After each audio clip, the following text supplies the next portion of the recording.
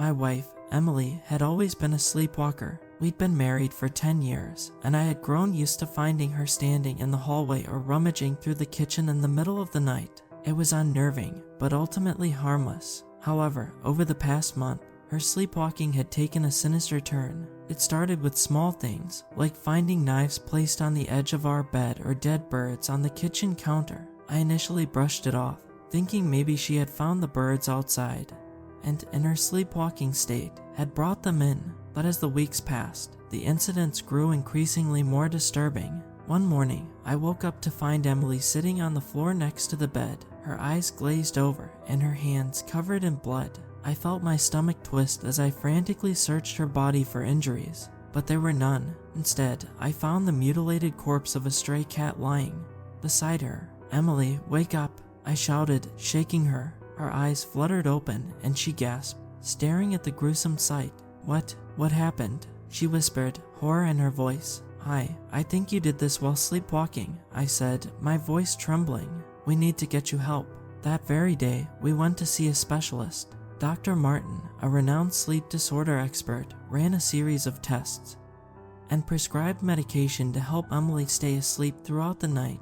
It seemed to work for a while, but then one night, things took an even darker turn. I awoke in the middle of the night to find Emily standing over me, holding a knife to my throat. Her eyes were blank, devoid of emotion. "Emily, please, wake up," I begged, trying to remain calm. "I'm sorry, dear," she said, her voice devoid of any warmth, "but I have to do this." My heart raced as I tried to think of something, anything, to say that might snap her out of it. "Emily, it's me, your husband. We've been together for 10 years. You don't want to hurt me." For a moment, I saw a flicker of recognition in her eyes, and she lowered the knife, but it was quickly replaced by that same eerie, blank stare. "It's not my choice," she said. "They demand it." Who demands it?" I asked desperately. She tilted her head, as if listening to something I couldn't hear. "The voices," she replied. "They won't let me rest until I do their bidding." I managed to subdue her that night, but I was terrified. I couldn't go on living in fear that my own wife would kill me in her sleep.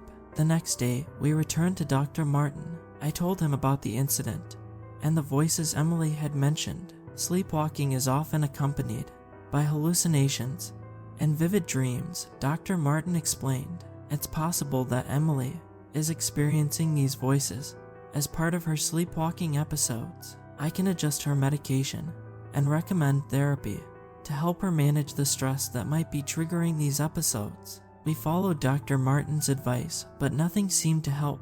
I even began sleeping in a separate room, locking the door for my own safety. But one night, I was woken by the sound of someone pounding on the door. "Please, let me in," Emily screamed. "They're coming for me." I hesitated, unsure if this was another sleepwalking episode, or if she was genuinely awake and terrified. But something in her voice convinced me to unlock the door. As soon as I did, Emily burst into the room, her eyes wide with fear. She locked the door behind her and collapsed into my arms, sobbing. They were in the living room," she gasped. "Shadowy figures with red eyes. They told me that if I didn't do their bidding, they'd hurt you." I tried to comfort her, but I could feel my own fear creeping in. This was no ordinary sleepwalking episode. Something was very, very wrong. The next day, we went to see a psychic, hoping to find answers that science couldn't provide. The psychic, Madame Zara, listened intently as we recounted our experiences.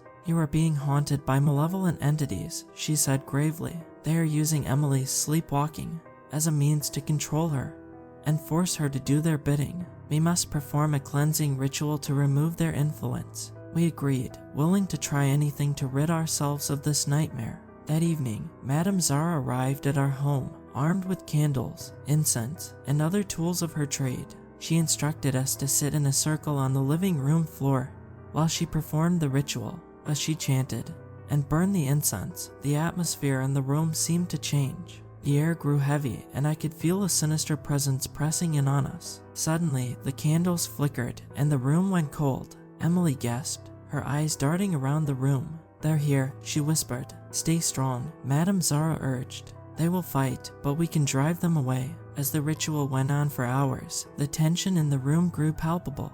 Finally, as the first light of dawn broke through the curtains, the weight in the room seemed to intensify rather than lift.